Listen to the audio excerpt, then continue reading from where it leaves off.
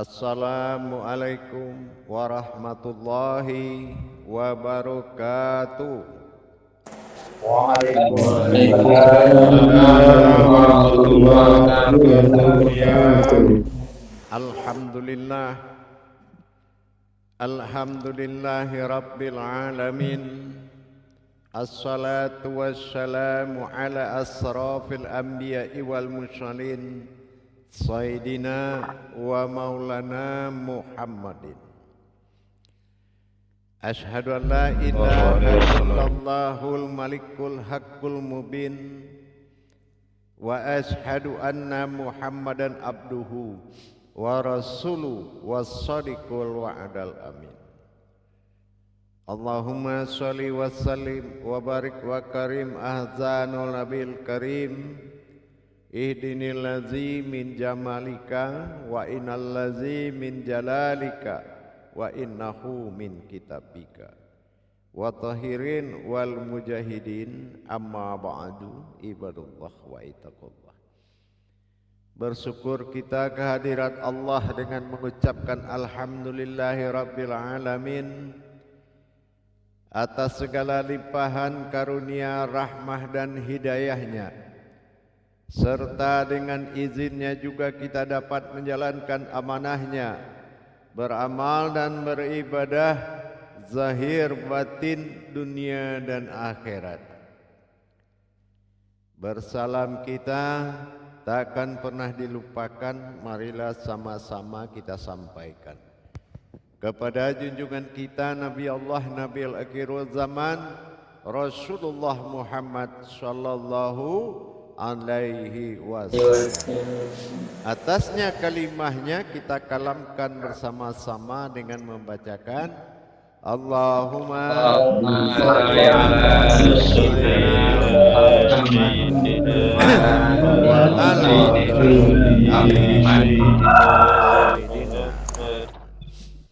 Jamaah grup 1 yang dirahmati Allah rahimakumullah. Sebagaimana yang pernah kita dengar dari segala penjuru pencinta ma'rifat selalu mencari diri untuk mendapatkan Tuhan. Kalam yang tidak asing lagi didengar dalam dunia ma'rifat, man arafa nafsahu wa qad arafa rabbahu.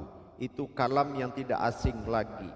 Bahkan mungkin sebagian telah menyampaikan dan telah menyimpan dalam akal. Tapi dalam hal ini perlu diketahui, himbauan tidak akan memperlihatkan apa wujud yang dihimbau. Ini perlu kita pikirkan. Afala tubsirun, kita disuruh berpikir oleh Allah untuk lebih memaknai atau mengalami makna dari himbauan tersebut. Kalau kita belum mengalami makna dari himbauan tersebut, maka kita akan selalu menerjemahkan dari arti. Kalau kita menerjemahkan dari arti, kita telah lari dari ketentuan Al-Quran, yang mana Al-Quran itu dibuat dari makna yang tidak diakui dalam bentuk abjad tulisan, tetapi menentukan kepada makna dan hakikat. Itulah bedanya Al-Quran dengan seluruh kitab yang ada di muka bumi ini. Al-Quran tidak mengeluarkan arti, tetapi makna dan hakikat yang dimaksud. Itu yang dikatakan bahasa makna. Di dalam hal ini, mendapatkan sebuah tajali atau pandangan ilmu terhadap sebuah diri itu tidak semudah apa yang dikatakan atau dipikirkan.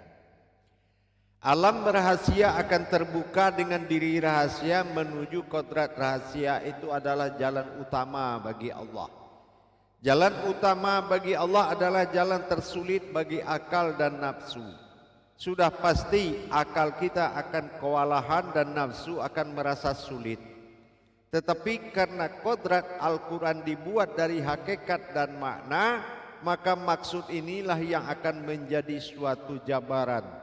Tidak akan pernah seorang itu bisa menjabarkan Al-Quran kalau dia belum tahu dengan makna. Begitu juga dengan dirinya. Kalau dia tidak bisa menjabarkan Tuhan melalui dirinya, maka dirinya tidak akan mengalami masa bertuhan. Pencarian diri ini sangat ditentukan dengan kebenaran, bukan asal ambil dari pemahaman. Diri penentu mendapatkan Tuhan.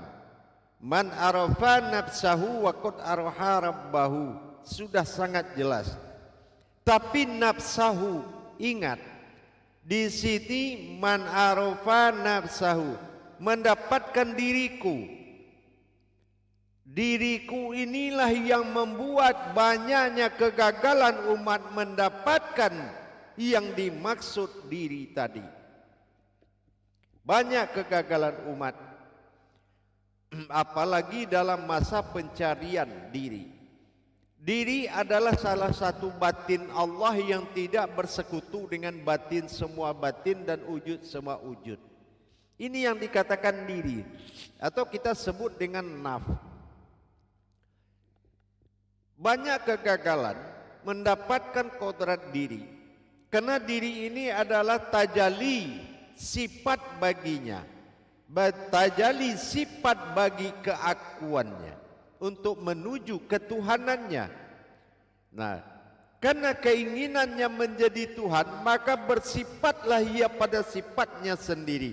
Ini yang dikatakan ketuhanan, ini yang dikatakan diri. Kalau diri makhluk itu bukan diri yang berwujud kepada Allah, tapi adalah diri yang bercipta, diri yang mengalami penciptaan. Tapi kalau diri yang mengalami kejadian, terjadi karena ada yang jadi. Wa khalaqtuka la'ajlika wa khalaqtu li'adli, itu tidak ada di muka bumi ini. Jadi Allah jadi diri hanya ada pada diri. Tidak ada pada makhluk yang memiliki tubuh, tidak ada pada makhluk yang memiliki ruh, tidak ada pada makhluk yang memiliki zahir alam. Tapi itu murni kepada tajalli sifatnya sendiri. Ini yang kita harus paham dulu. Dalam kajian hal man arafa nafsahu, menjadi diriku tadi, diriku yang seperti apa yang kita cari. Bukan diri kita.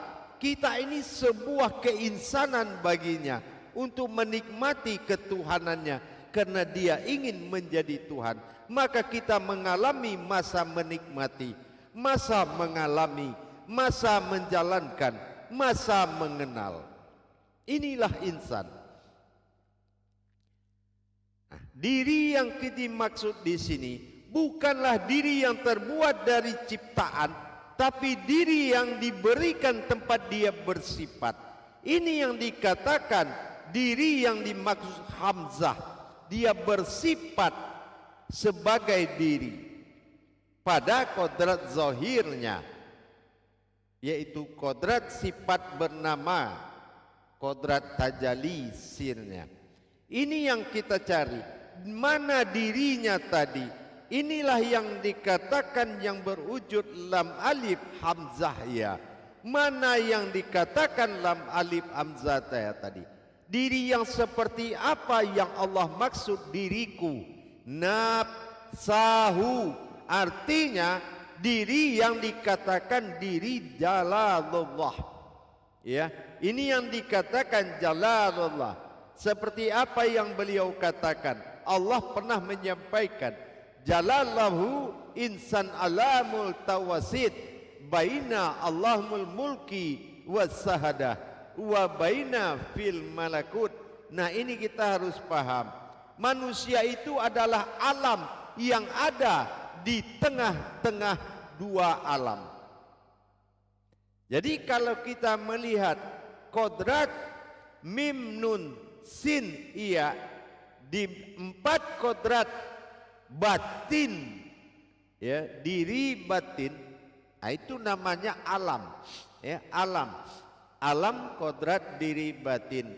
Diri yang kodrat dari lam alif hamzah iya, ya. Nah, ini yang dikatakan batinnya diri. Lam alif hamzah ya itu batinnya diri, mim nun sin ya itu adalah diri batin. Nah, ini jangan kita samakan. pencarian diri ini sangat harus kita lihat dari pengenalan, ma'rifah namanya. Pertama kita harus tahu dua ma'rifah. Pertama dikatakan ma'rifatullah, yang kedua ma'rifaturuh. Ya, kita harus kenal jalan ini. Ma'rifatullah, pengenalan sir, diri rahasia, dan dikatakan ma'rifaturuh, yaitu pengenalan wujud rahasianya, maujud rahasianya dengan wujud rahasia.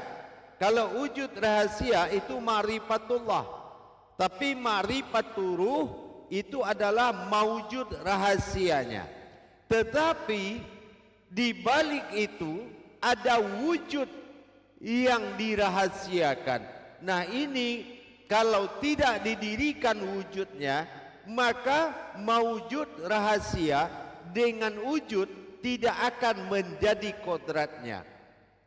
Kenapa? Karena lam alif hamzah ya, atau dikatakan tubuh jalalullah itu golongan dari wujud, bukan maujud dan bukan wujud, tapi dia golongan dari wujud. Ya, nah itu harus hati-hati memahaminya. Itu golongan dari berbeda. Kalau golongan dari maujud itu beda. Maujud itu adalah golongan daripada batiniahnya. Ya. Nah, sementara golongan dari insaniyahnya, insaniyah adalah maujud, tapi kalau diri wujud ini adalah diri insaninya. Nah, ini beda. Ya. Pemahamannya dari tiga insan itu berbeda, dan kita cara pencarian ini berbeda.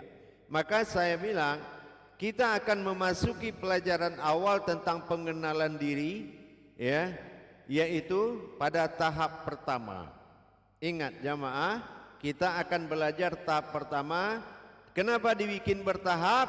Mengingat kemampuan daya rohani jamaah itu terbatas. Jadi kita harus membuat statement atau tahapan-tahapan supaya lebih bisa mengenal. Ya, sekarang kita masuki tahapan pertama dengan pengenalan. Baik jamaah sekarang. Jadi kalau kita berbahasa tentang diri atau disebut naf, itu bukan artinya diri kita.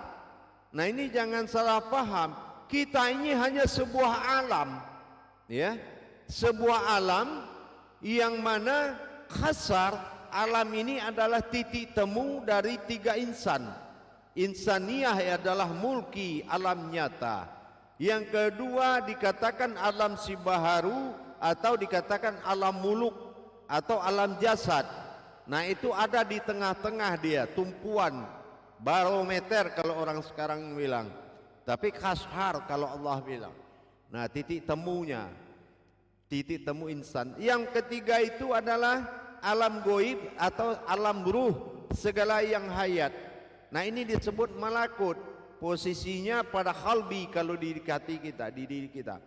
Nah ini kalau kita lihat terhimpun menjadi satu batang tubuh tiga insan tadi, maka tubuh inilah yang akan mendapatkan hayat atau batin atau hidup atau nyawa oleh timbulnya nanti domir, yaitu ihsan yang akan berdiri. Inilah yang akan menjadi penghulu dari segala diri, atau dikatakan ruhul azama, sumber ruh. Jadi kalau nanti batin tunggal domir itu sudah hadir, maka dia akan menghidupkan tiga insan itu. Tiga insan ini yang akan maujud dan akan menyembah kepada alamnya Allah. Ini yang dikatakan manusia atau dikatakan muluk, ya, al-muluk. Nah al-muluk ini dinamakan al-qasar atau alam temu. Nah di sini tahap pertama kita akan memperkenalkan dulu bagaimana adanya alam muluk tadi. Nah, ini tahap pertama. Perhatikan jamaah, kita coba melihat ke papan tulis ya.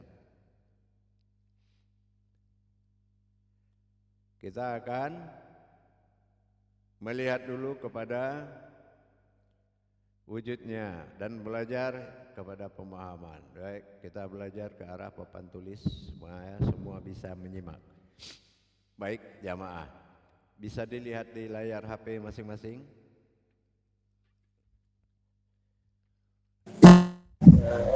Salah, Ya.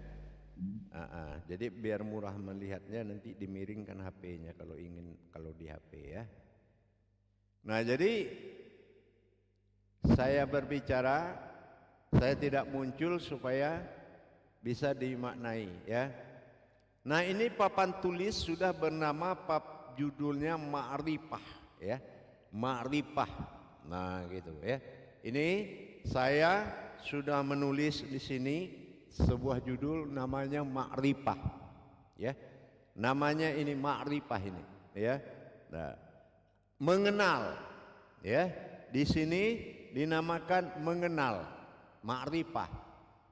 Di sini terbagi 3 jamaah.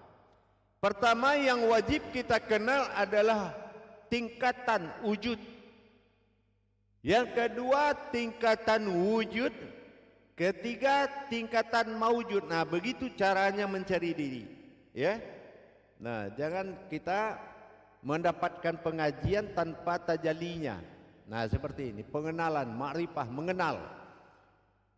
Pertama dari sisi wujud, ini dikenal dengan ma'rifatullah ya. Ma'rifatullah kalau dalam pengkajian ma'rifah yaitu mengenal Allah, wujud-wujud ketuhanan. Yang kedua ma'rifaturuh ya. Ma'rifaturuh yaitu mengenal hayat, yaitu mengenal hayat, ma'rifaturuh ya.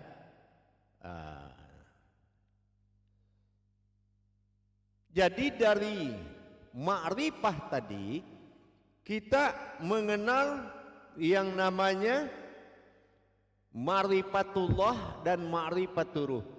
Ma'rifatullah pengenalannya adalah sir atau rahasia ya. Yang kedua ma'rifaturuh yaitu pengenalan diri bernama hayat. Nah, jadi hayat ini mengenal diri atau ma'rifaturuh. Ini namanya mengenal diri. Mengenal diri kita mulai sekarang dari wujud. Ada sir, rahasia. Ini adalah kodrat pertama, sumber dari kodrat diri, yaitu ada 4. Satu dinamakan sir ya. Sir ini disebut sin ya. Jadi kodratnya napas. Nah, yang kedua dari 4 ini adalah wujud. Wujud ini makomnya mim, wujudnya rohani ya. Yang ketiga adalah batin ya. Makomnya di sini ada u ya. Nah, nun ya, ada nun, kodratnya jantung. Dan kodrat yang keempat yaitu ya jasad. Mim nun sin ya. Ini kodrat yang awal. Kodrat awal. Jadi pengenalannya seperti ini. Sir, wujud, batin dan kodrat. Nah, inilah yang akan menjadi sumber awal diri. Napas, rohani, jantung dan jasad. Nah, 4 inilah awalnya. 4 ini yang disebut nanti akan menjadi sebuah kodrat. Sir, wujud, batin, kodrat. Nah, ini yang dinamakan diri batin. Nah, ini yang akan berwujud nanti diri batinnya ya. Nah, ini dari ma'rifatullah. Kita pengajian tentang Allah itu hanya 4 ya. Kalau ma'rifatullah itu jamaah hanya 4, tidak ada berlebih dari 4. Sir, wujud, batin, kodrat. Makomnya sin, mim, nun, ya manusia. Nah itu ya. Nah kodrat makom di dalam napas, rohani, jantung dan jasad. Nah ini yang akan menjadi alam, ya. Yang sir wujud batin kodrat ini yang akan menjadi alam, menjadi kodratnya, yang akan menjadi alam nanti sirnya tadi ini. Napas, rohani, jantung dan. Nah di sini ma'rifatur ruh dia akan menjadi sumber hidup jemaah, sumber hidup dari seluruh makhluk alam, yaitu nur, sumber dari mulki atau alam dunia yang nyata. Nah itu nur diri kita ini. Yang kedua zat, ini dinamakan muluk atau umul, asal usul yang hidup. Yang ketiga adalah batin, disebut dengan malakut atau ruh. Jadi yang nyata, yang hayat, yang ruh itu sumber hidupnya. Ini dinamakan alam batin. Kalau tadi itu diri batin, ini alam batin. Ya. Nah, ini alam batin. Nah, yang ini dinamakan maujud. Makomnya ma'rifatur ruh. Ya. Yang paling dicari sekarang adalah wujud. Nah ini wujud. Wujud ini rahasia. Wujud maujud. Wujud ini rahasia. Makanya kalau kenal titik tiga, satu di atas itu wujud, rahasia. Boleh siapa aja akan masuk dan menjelma di situ. Mana yang golongan rahasia pada diri? Pertama batin tunggal namanya domir. Yang kedua adalah al-kasar. Askar ini artinya diri titik temu, ya. Diri titik temunya. Ini titik temu. Yang ketiga termasuk kodratnya wujud, golongan wujud itu ilahinas, itu kodrat. Jadi ilahinas itu berupa kodrat. Nah, disinilah jamaah, ya, laksana seperti inilah kira-kira gambarnya. Ya, ini alam. Mim nun sin ya. Ini manusia adalah disebut alam insan. Dia sebuah insan, ya, insan. Sementara di luar sumber yang ini semua dari muluk, alam batin, alam ruh, semua bersumber ke askar tadi. Dan di sini seperti kodrat ini dia bersumber ke makom mim nun sin ya, yang mana makom ini terbuat dari lam alif hamzah ya. Mim nun sin ya adalah sebuah makom yang mana makom ini wujud kodratnya wujud, dia wujud. Ingat, bukan maujud. Ini kodrat wujud, yaitu lam alif hamzah ya. Nah, ya, inilah yang membuat yang bicara kodrat Allah, yang mendengar, yang berkata, yang berbuat, semua tajali perbuatan diri keakuannya untuk menjadi ketuhanannya, bukan sebuah makhluk. Kodrat manusia adalah alam, bukan sekedar makhluk, bukan sebuah umat, dan bukan sebuah tajali makhluk lain, tetapi perwujudan dari keakuan yang bernama Allah. Inilah diri batin. Jadi ini batinnya diri. Nah, kalau diri batin, ini yang dikatakan diri batin lam jalalah. Nah, ini ada di dalam kodrat wujud, menyatu dengan alam batin. Maka menjadi dinamakan tubuh lam jalalah, ya. Ini yang dikatakan tubuh lam jalalah. yaitu tubuh yang berasal dari lam alif hamzah ya. Lam adalah alam diri, alif sifat Tuhan, hamzah dia berbicara, dia bisa mendengar, yaitu adalah makom wujud tubuh ini ya. Nah ini yang dikatakan dengan wujud. Wujud ini, inilah nanti kita akan mengenal wujud ini sebagai domir yang akan muncul ya, menjadi kodrat dari masa yang 7 ini. Ini yang bertajali. Nur, zat batin, mulki, muluk, dan amalakut. Nah ini yang akan bertajali dari 4 ini. 4 tambah 3 ini 7. Maka ini menamakan lam jalalah.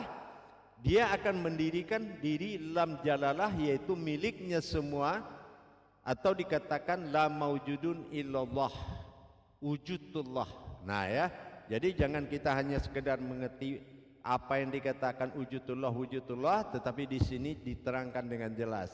Alam batin ya, inilah kodrat yang sumber. Contohnya alam mulki, alam dunia, dia hidupnya karena nur. Tidak ada nur, tidak akan ada alam dunia ini. Yang kedua zat. Zat adalah muluk induk dari sekalian alam. Ini adalah sifat wujud bagi Allah. Dia berwujud dia nanti. Dan batin ini namanya kan induk atau umul alam. Yang ketiga batin yang disebut dengan malakut, sumber ruh, sumber hayat. Jadi di sini ada dalam kodrat wujud ya. Manusia mim nun sin ya adalah kodrat wujud ya. Ini jadi manusia itu adalah wujud. Wujud bukan wujud, bukan maujud, tapi wujudullah. Nah di sini terlihat kalau wujudullah ini sudah mulai terbukti ya. Nanti begitu munculnya diri ini mendohir, maka disinilah baru terlihat sebuah penampakan atau pantulan yang dipantulkan oleh diri jauhar atau batin jauhar. Nah jadi ini dikatakan dengan sifat ihsan ya. Nah ini gambarnya ihsan. Sementara insan, niyah, insani ada di sini ya. Nah bagaimana dua insan ini menjadi hidup? Karena kehadiran satu ihsan, yaitu pimpinan para insan. Nah gitu. Baik, ini tahap pertama, kita baru sampai pengenalan ma'rifahnya. Nanti kita akan mendalami kepada pencariannya berikut. Baik jamaah, kita lakukan muzakarah insyaallah.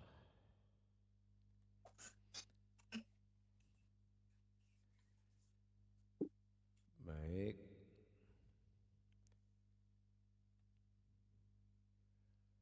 Salu muzakaratun fil jamiati rahimakumullah.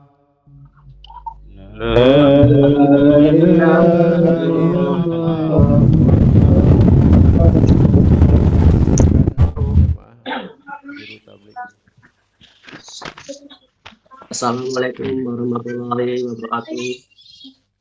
Alhamdulillah, hari ini kita bisa bertemu kembali dengan guru kita yang sangat kita cintai,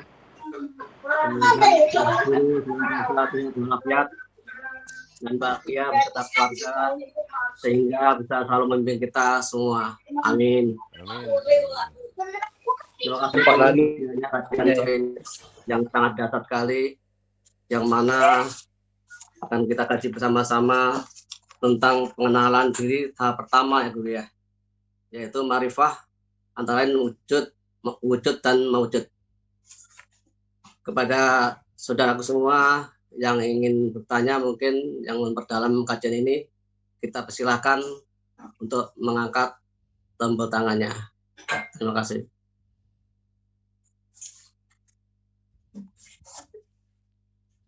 Silakan.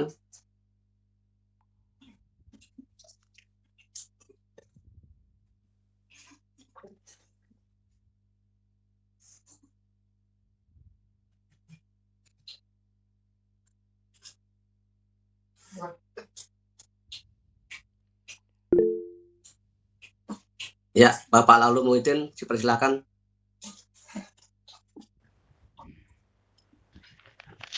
Ya, insyaallah.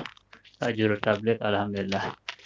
Assalamualaikum warahmatullahi wabarakatuh, Buya.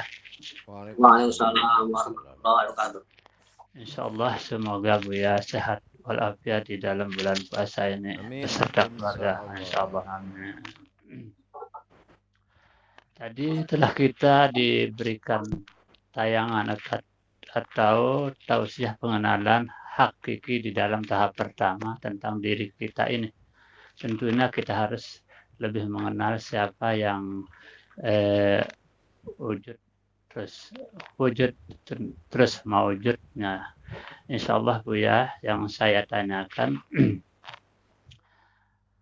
setelah kita mengenal diri yang tiga di dalam diri ini, apakah itu seharusnya kita jalani di keseharian kita sebagai hamba ya Bu ya? Insyaallah, cuma itu pertanyaan saya. Ya. 1 menit saja kita tak bertuhan bisa kafir. Ya. Oh ya, insyaallah. Jadi kalau setelah berdiri wujudnya pada maujud, maka kewajiban menjaga ketuhanan keakuannya tadi ini wajib.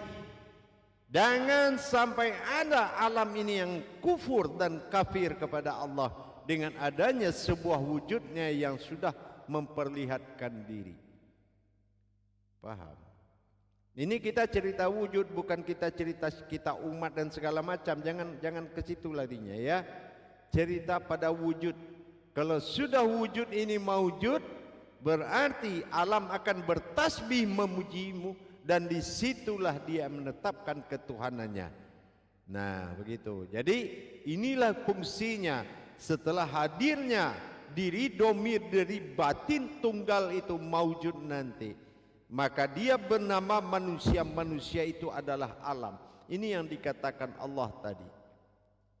Ya, jalalahu insan alamul tawasid baina alamul mulki wasahada wa baina fil malakut. Nah, kalau kita tahu semuanya menyembah menghadap kepada diri batinnya Allah, ya, wujudnya Allah, ketuhanan bagi sekalian alam. Gitu. Dengan berdirinya yang dikatakan diri batin dan berdirinya batin diri, sehingga itulah yang dikatakan alam jalalah, atau Allah katakan jalalahu insan alamul tawasid. Nah itu ya, itulah alam jalalah, itu yang lama wujudun. Bukan hakikat kita sebagai umat, tetapi hakikat ketuhanannya Allah yang akan menjadi pemimpin diri semua alam makhluk, mengurus makhluk dan alam. Inilah yang dikatakan diri khalifah, yaitu diri yang diutus mengurus makhluk dan alam, yaitu pimpinan segala diri, yaitu ihsan, pimpinan dari segala insan. Tapi kalau wujudnya manusia adalah alam, dinamakan alam insan, karena insan itu hanya berupa alam. Paham? Insyaallah Buya, alhamdulillah atas yang diberikan pemahaman Buya. Ya, assalamualaikum warahmatullahi wabarakatuh. Waalaikumsalam warahmatullahi wabarakatuh. Terima kasih Pak Lalu atas pertanyaannya, dan terima kasih pula Pak Buya atas penjelasan yang sangat luas sekali. Ya, silakan yang lain untuk bertanyakan kepada Buya.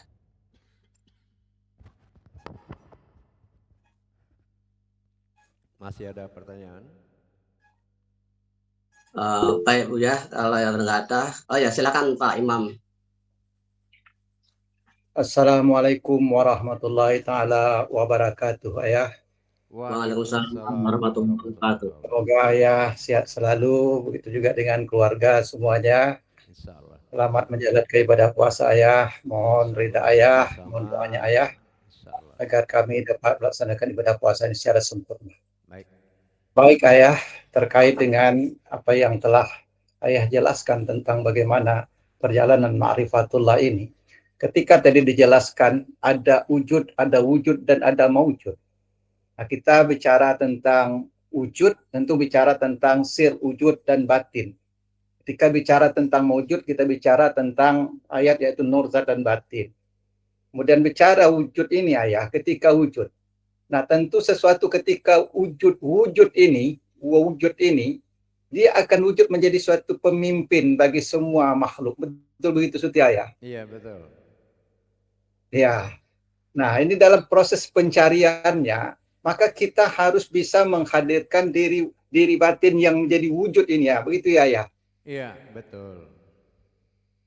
Nah, dalam konteks ini Ayah, apakah ketika kedua antara wujud dan maujud ini, yaitu lam jalalah dan alam batin ini, diri batin dan alam batin ini disatukan baru bisa dia wujud itu Ayah? Iya, ini yang dikatakan al-kasar tadi, yaitu menjadi titik temu dia. Ya.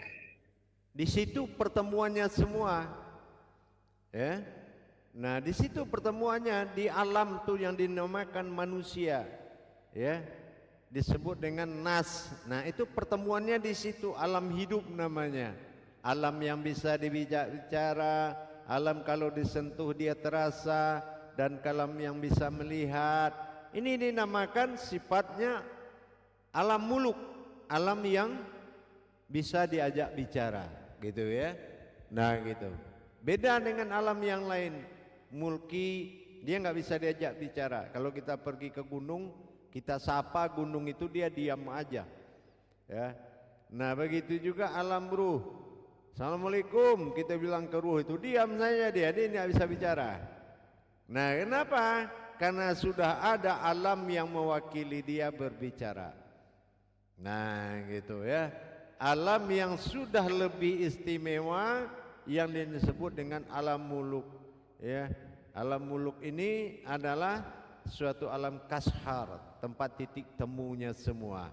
Nah, semua alam itu sudah bertemu, barulah naik si pemilik, yaitu batinnya diri. Nah, gitu ya. Baru dia datang. Karena itu yang akan dihadapi dan yang akan mengurus semua keinsanan yang lain. Gitu. Dan hidupnya ada di situ, malah nyawanya pun di situ. Gitu, paham? Jadi berarti Ayah memang benar bahwa manusia itu sebenarnya adalah alam. Ya Ayah. Iya. Jadi dalam kajian ini ternyata manusia itu adalah alam. Iya. Jadi kalau lebih itu itulah yang dikatakan aku tempatkan di tengah dua alam. Inilah yang manusia Ayah. Iya, itu yang dikatakan jalallahu insani alamul tawasid tadi.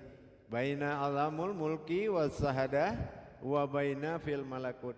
Jadi manusia adalah alam yang kutempatkan di antara dua alam, yaitu mulki dan malakut. Nah, paham? Jadi di situ. Ya. Nah, mohon izin Ayah, ketika ini disatukan inilah dinamakan bainahuma itu ya Ayah. Ya, diri batin dan yang meliput ya. Iya, betul. Ya. Nah, ini bainahuma artinya diri yang nanya ya. Baina, nah ya. Hu aku ma. Inilah penglihatan, lihatlah diriku yang kusembunyikan, gitu kan. Nah, inilah diri. Kalau dulu kita lam jalalah. Nah, sekarang kita sudah tahu lam jalalah itu adalah diri lam alif hamzah ya. Ya kan? Nah, gitu. Dan diri kodrat batinnya adalah sir wujud batin dan kodrat, atau alif mim nun sin ya. Ya, kan udah jelas banget tuh sekarang, ya kan? Nah, itu makanya disebut alam dia. Jadi dengan pembagian ini alhamdulillah ya, terima kasih Ayah, dengan pembagian ini sangat jelas dalam pencarian. Hanya saja sekarang Ayah, diri ihsan ini Ayah. Nah, cerita diri ihsan ini Ayah. Kalau ini sudah masuk tahap kedua dia. Oh ya ya. Tahap Ya, ya. pertama ini kita harus menyadari kita bukan umat, bukan siapa-siapa, cuma sebuah alam tempat semua berkumpul. Makanya jatuh kepada saksi. Ini pengembangannya luar biasa sebetulnya. Ya. Gitu. Ya. Paham? Paham Ayah. Terima kasih untuk sementara Ayah. Terima kasih atas penjelasannya Ayah. Mohon ridhanya Ayah agar kami lebih paham lagi ya. Terima kasih. Assalamualaikum warahmatullahi taala wabarakatuh. Waalaikumsalam warahmatullahi wabarakatuh. Terima kasih Pak Imam Anas atas pertanyaannya dan Buya atas penjelasannya. Kepada jamaah sekalian yang mau bertanya lagi, silakan.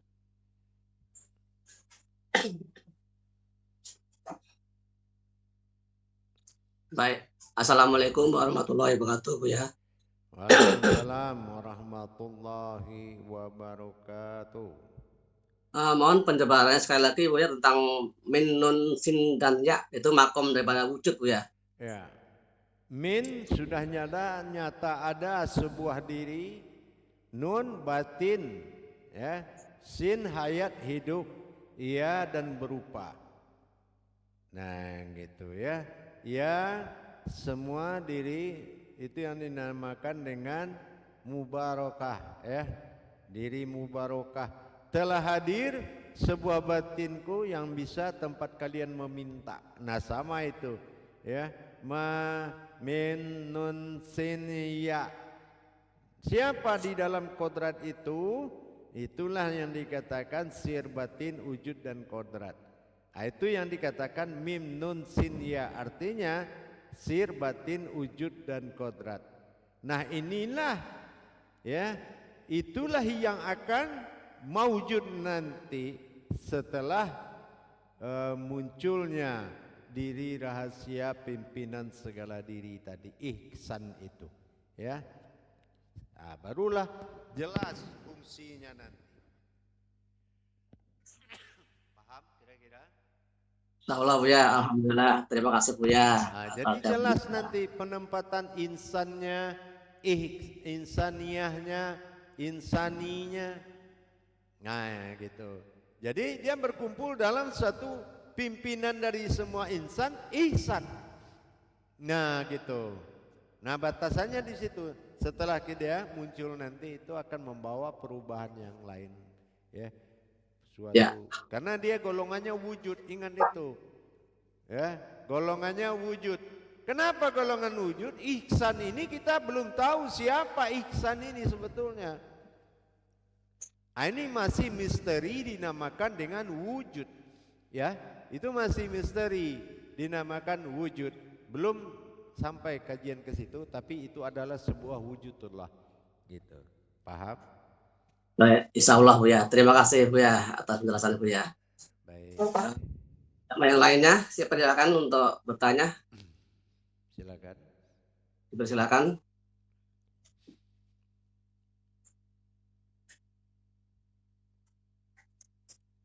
Mungkin Bapak Amsin, silakan Pak Amsin, enggak? Insyaallah, terima kasih. Assalamualaikum warahmatullahi wabarakatuh, Buya. Waalaikumsalam warahmatullahi wabarakatuh. Saya tertarik dengan lam alif amja ya ini, Buya, menjadi kodrat diri ini. Menjadi kodrat diri, Buya, ya?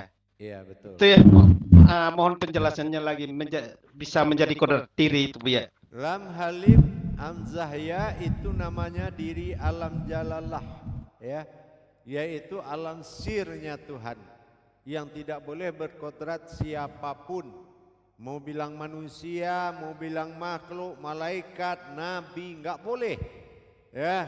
Itu adalah suatu rahasia, ya.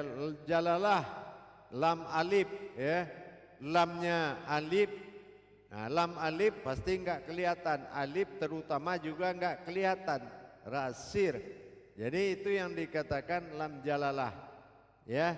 Lam jalalah itu adalah alam dari kodrat, ya, alam dari kodratnya, dari sirnya, dari batinnya, dari wujudnya. Nah ini yang menjadi min, nun, sin, iya. Nah ini yang menjadi alam, dinamakan nas atau manusia. Nas atau manusia. Jadi manusia itu adalah insan, yaitu alamnya bagi ihsan. Paham? Alhamdulillah, terima kasih Buya. Jelas. Ya, jadi kalau Kasih, sholat Assalamu- kita sudah tahu kan, berarti sin la to. Nah manusia itu alam ibadah. Nah hanya menjadi sebuah masjid, Masjidil Haram, masjid yang tidak tersentuh oleh apapun, kan gitu. Paham gitu ya? Insya Allah Buya, terima kasih. Assalamualaikum warahmatullahi wabarakatuh Buya. Waalaikumsalam Waalaikumsalam warahmatullahi wabarakatuh. wabarakatuh. Terima kasih Pak Hamsin atas pertanyaannya dan Buya atas penjelasannya. Kita persilakan kemudian Pak Atoyo. Silakan Pak Atoyo.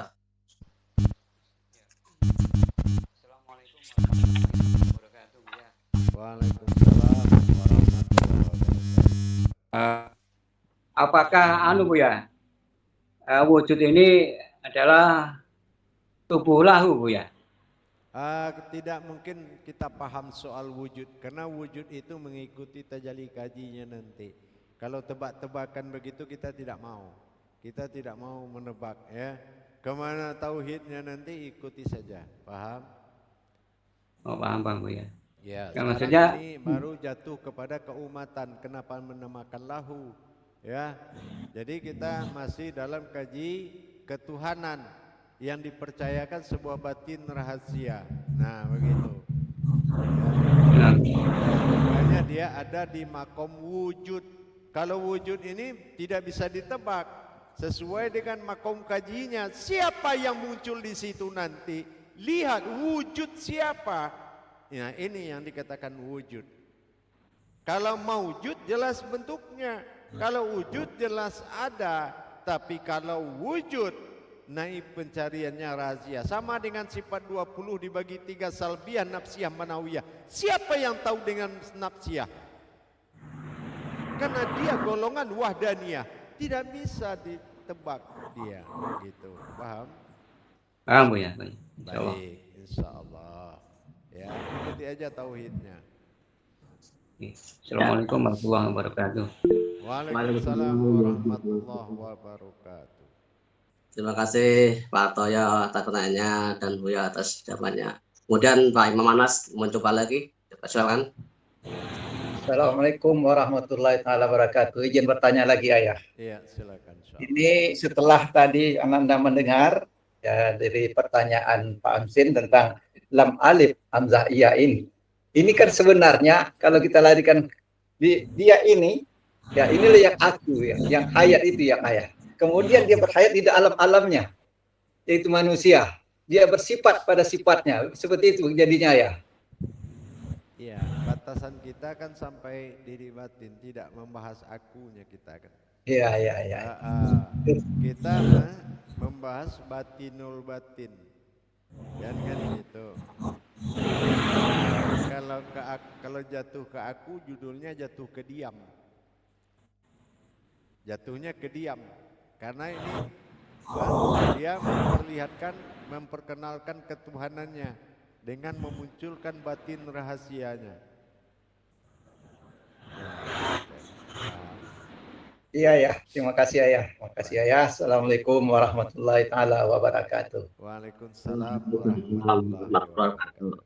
Terima kasih Pak Imam atas pertanyaan kembali dan Buya penjelasannya. Kemudian kita silakan Bapak Asep. Silakan Pak Asep. Mangga. Assalamualaikum, sehat selalu Buya. Waalaikumsalam warahmatullahi wabarakatuh. Mohon dijelaskan lagi Buya mengenai itu alam syogir tadi, alam asgar yang merupakan pertengahan dari alam mulak dan alam malakut itu, Buya? Alam asghar itu bukan alam, tapi asghar itu adalah nama titik batin, tempat titik temunya. Ya, bertemunya insaniyah, insani, insanu pada tubuh ihsan. Nah, jadi itu titik temu namanya. Ya, nah di situ dia titik temu.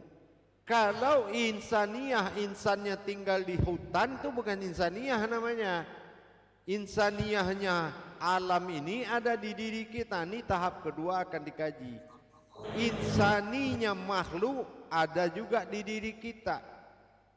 Ya, insannya umat juga ada di diri kita. Di diri yang satu ini yang disebut berkumpul dalam satu alam, namanya alam nas atau alam manusia. Nah, itu nanti berkumpulnya di situ. Nah, barulah masuk, barulah dia dinamakan berkodrat diri batin. Nah, nanti baru muncullah batinnya diri. Nah, disinilah berlakunya undang-undang ketuhanan oleh Rabbul Alamin.